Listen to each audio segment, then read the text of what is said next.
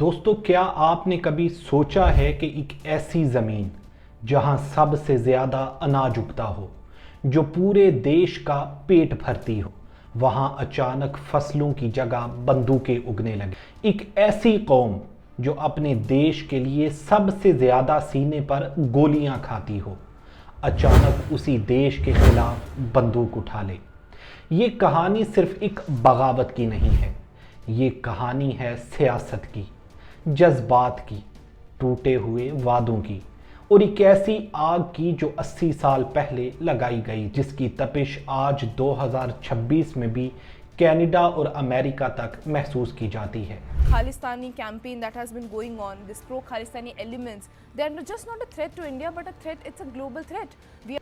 دوستو، آپ سے درخواست ہے کہ اس چینل کو سبسکرائب کر لیں تاکہ آنے والی ہر ویڈیو آپ کو ملتی رہے۔ کہانی شروع ہوتی ہے 1940 میں۔ انگریز بھارت چھوڑ کر جانے والے تھے، سیاسی ماحول گرم تھا۔ مسلم لیگ نے محمد علی جناح کی قیادت میں اپنے لیے پاکستان مانگ لیا تھا۔ کانگریس ایک یونائٹڈ انڈیا چاہتی تھی۔ ان سب کے بیچ میں ایک تیسری طاقت تھی، سکھ کمیونٹی۔ پنجاب ان کا گھر تھا۔ مہاراجہ رنجیت سنگھ کی ایک وقت میں وہاں عظیم حکومت تھی۔ سکھ لیڈرز، خاص طور پر ماسٹر تارا سنگھ، پریشان تھے۔ ان کو ڈر تھا کہ اگر دیش ہندو اور مسلم لائنز پر بنتا گیا تو سکھ مائنورٹی بن کر رہ جائیں گے۔ انہوں نے ڈیمانڈ رکھی، اگر دیش کا بٹوارا ہوتا ہے تو ہمیں بھی اپنا ایک الگ آزاد خطہ چاہیے، سکھستان یا خالستان۔ لیکن اس وقت کے بڑے لیڈرز جیسے جواہر لال نہرو اور مہاتما گاندھی نے سکھ لیڈرز کو سمجھایا اور بھروسہ دلایا کہ آزاد بھارت میں آپ کے ساتھ کوئی نا انصافی نہیں ہوگی۔ آپ کو ایک ایسی جگہ دی جائے گی جہاں آپ آزادی سے رہ سکیں گے۔ سکھوں نے انڈیا کے حق میں فیصلہ کیا، لیکن 1947 کا بٹوارا اتنا خونی تھا جس کا سب سے زیادہ نقصان پنجاب نے اٹھایا۔ لاکھوں لوگ مارے گئے۔ جو سکھ وہاں سے سب کچھ چھوڑ کر آئے، ان کے دلوں میں ایک دکھ تھا۔ انہوں نے بھروسہ کر کے انڈیا کو چنا تھا، پر کیا یہ بھروسہ قائم رہا؟ یہیں سے شروع ہوتی ہے اگلی آگ۔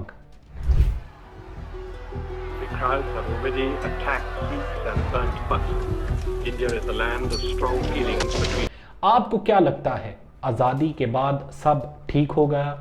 دوستو، بالکل نہیں۔ اصلی سیاست تو اب شروع ہونی تھی۔ 1950 آتے آتے انڈیا کا نیا آئین بن چکا تھا، لیکن سکھ لیڈرز کو ایک بڑا جھٹکا لگا۔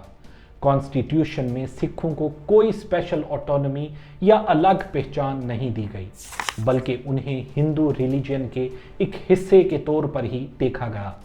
جو وعدہ 1947 سے پہلے کیا گیا تھا وہ اب ہوا ہو چکا تھا۔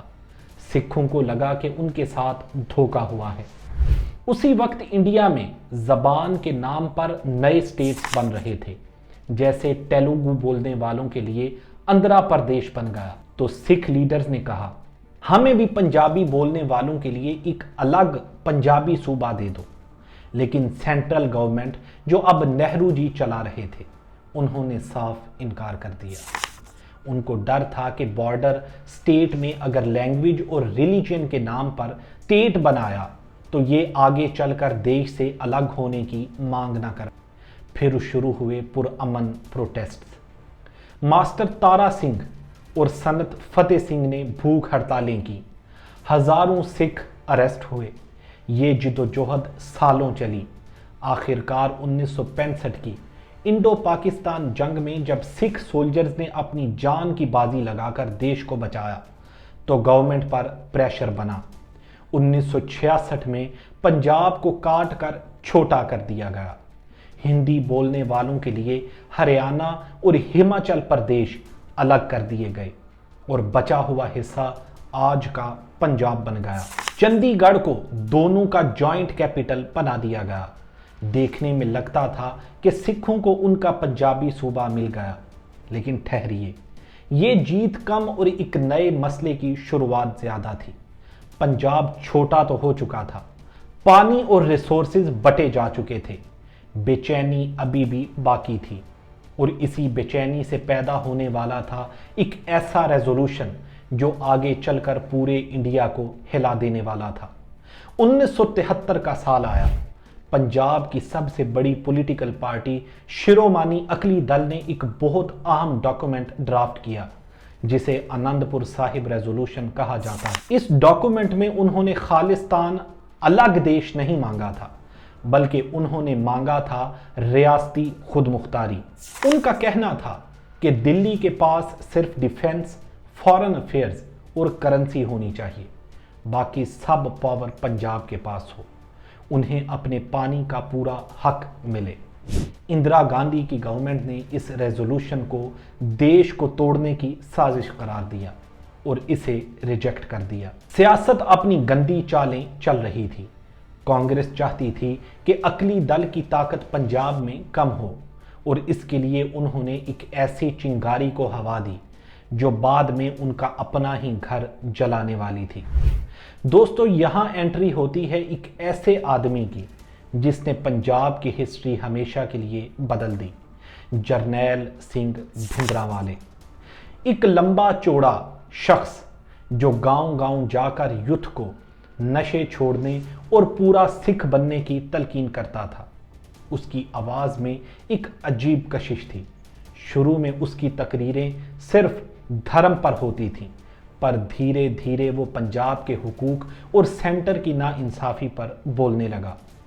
कांग्रेस ने शुरू में उसे अकाली दल के खिलाफ खड़ा करने के लिए सपोर्ट किया, फिर भिंद्रांवाले किसी के कंट्रोल में आने वाले नहीं थे। उसने साफ कह दिया, हम हिंदुओं के दुश्मन नहीं, पर हम दिल्ली के गुलाम भी नहीं। उसकी ताकत बढ़ती जा रही थी और इस ताकत का नतीजा क्या होने वाला था? एक ऐसा खून खराबा जिसके बारे में किसी ने सपने में भी नहीं सोचा था। दोस्तों, आगे जो हुआ उसने पूरे देश को रुला दिया। 1980 की शुरुआत तक पंजाब पूरी तरह सुलग चुका था। पॉलिटिकल मर्डर्स आम होने लगे थे। भिंद्रांवाले और इसके आर्म्ड सपोर्टर्स ने अमृतसर में सिखों के सबसे मुकद्दस मकाम गोल्डन टेंपल के अंदर डेरा जमा लिया था। वहां रेत की बोरियां लग चुकी थीं। एंटी एयरक्राफ्ट गन्स फिट कर दी गई थीं। पूरा कॉम्प्लेक्स एक किले में तब्दील हो चुका था। इंदिरा गांधी की गवर्नमेंट प्रेशर में थी। जून 1984 पंजाब में सब कुछ बंद कर दिया गया था। कर्फ्यू लगा, मीडिया निकाल दिया गया और फिर शुरू हुआ तारीख का सबसे बदतरीन ऑपरेशन ब्लू स्टार। भारतीय फौज ने टैंक्स और भारी तोपों के साथ गोल्डन टेंपल पर हमला कर दिया। यह वक्त था गुरु अर्जन देव जी के शहीदी दिवस का, इसलिए अंदर हजारों आम मासूम श्रद्धालु भी मौजूद थे। कई दिनों तक भारी फायरिंग हुई। अकल तख्त, जो सिखों की रूहानी अथॉरिटी का सेंटर है, पूरी तरह तबाह हो गया। भिंद्रांवाले मारे गए, लेकिन इस ऑपरेशन में सैकड़ों मासूम लोग भी मारे गए। ऑपरेशन ब्लू स्टार ने खालिस्तान की आग को बुझाया नहीं, बल्कि उसमें पेट्रोल डाल दिया। हर सिख को लगा कि उनके दिल और धर्म पर हमला हुआ है। एक डीप ट्रॉमा पूरी कौम में फैल गया। पर पिक्चर अभी खत्म नहीं हुई थी। इसका इंतकाम अभी बाकी था।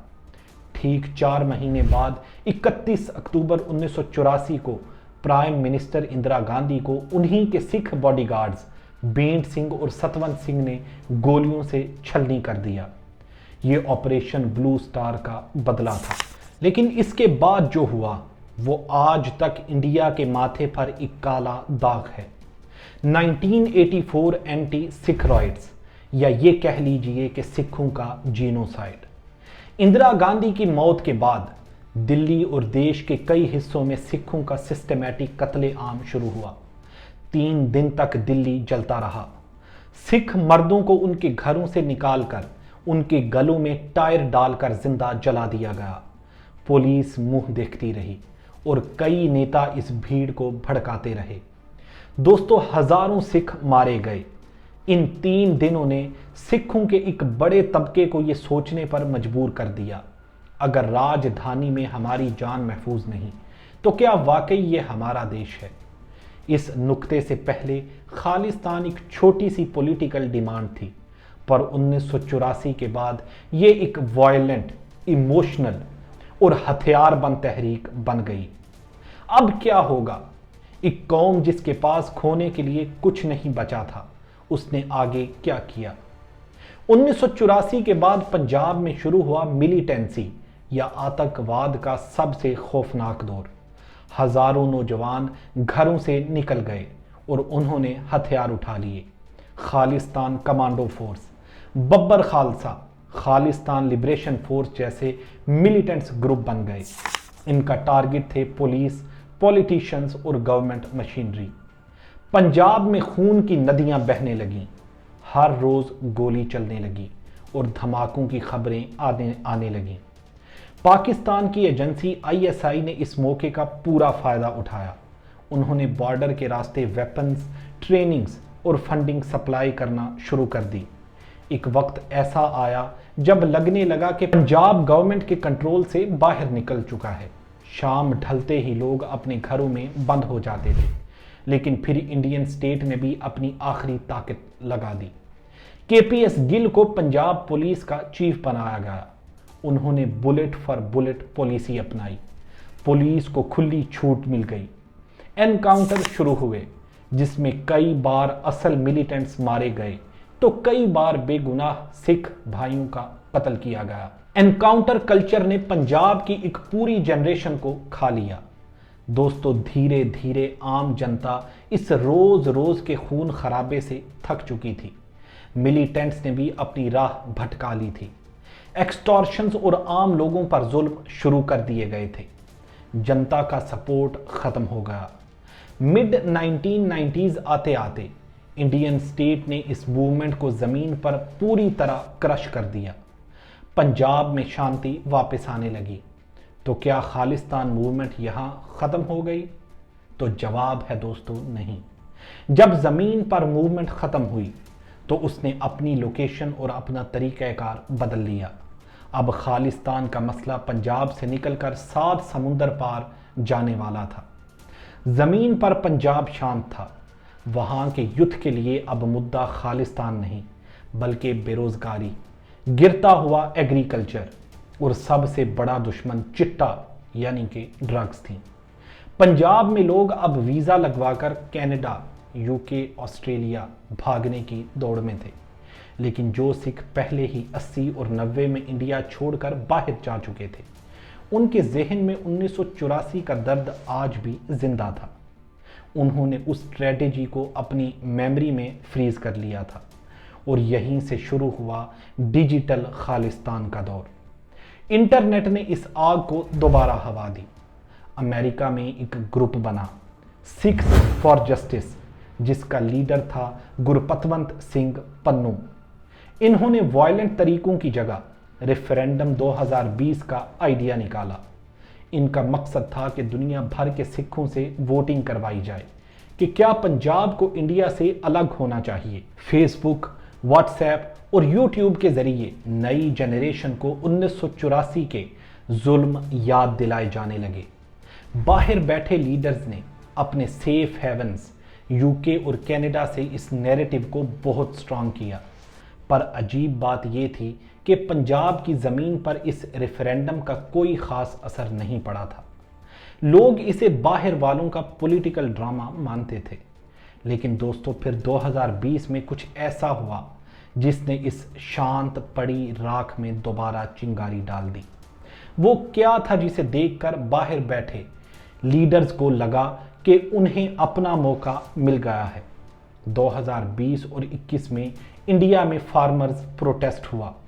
لاکھوں کسان، جن میں زیادہ تر پنجاب سے تھے، دلہی کے بارڈر پر آ کر بیٹھ گئے۔ یہ ایک پورا اکنامک اور ڈیموکریٹک پروٹیسٹ تھا۔ 26 جنوری کو لال قلعہ پر نشان صاحب یعنی سکھ فلیگ لہرانے کا جو واقعہ ہوا، اس نے ایک پولرائزنگ ماحول پیدا کر دیا۔ دیپ سدھو اور بعد میں امرت پال سنگھ جیسے نئی لیڈرز ابھرے، جنہوں نے دوبارہ بھندرا والے جیسی ویش بھوشا اور بھاشا کا استعمال کیا۔ حالانکہ امرت پال کو بعد میں اریسٹ کر لیا گیا تھا۔ पर सबसे बड़ा भूकंप आया 2023 और 24 में। इस मूवमेंट ने अब एक डिप्लोमेटिक वॉर की शक्ल ले ली थी। जून 2023 में कनाडा के ब्रिटिश कोलंबिया में एक गुरुद्वारा की पार्किंग में हरदीप सिंह निज्जार, जो कि एक प्रोमिनेंट प्रो खालिस्तान फिगर था और जिसे इंडिया टेररिस्ट मानता था, को अनजान हमला आवरों ने गोली मार दी।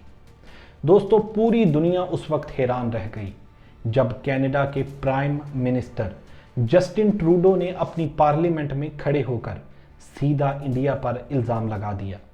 हमारे पास क्रेडिबल एलिगेशंस हैं कि निज्जार के कत्ल में इंडियन गवर्नमेंट के एजेंट्स शामिल हैं। कुछ ही महीनों बाद यूएसए ने भी इंडिया पर एक बॉम्ब फोड़ा। उन्होंने क्लेम किया कि अमेरिका में गुरपतवंत सिंह पन्नू को मारने की एक साजिश थी, जिसे अमेरिकन इंटेलिजेंस ने नाकाम कर दिया, और इसमें भी उन्होंने एक इंडियन इंटेलिजेंस ऑफिशियल का नाम लिया। दोस्तों, अचानक से खालिस्तान का इशू सिर्फ इंडिया का अंदरूनी मसला नहीं रहा, ये इंडिया वर्सेस वेस्ट की जियोपॉलिटिकल चेस बन चुकी थी। इंडिया की अप्रोच अब कंप्लीटली बदल चुकी थी। नया भारत अब डिफेंसिव नहीं था। आज 2026 में सिचुएशन बहुत पेचीदा है। जमीन पर पंजाब आज भी इंडिया का अटूट अटंग है। वहां के लोग खालिस्तान नहीं बल्कि अच्छी एजुकेशन, ड्रग्स फ्री सोसाइटी और अपने बच्चों का आगे का फ्यूचर चाहते हैं।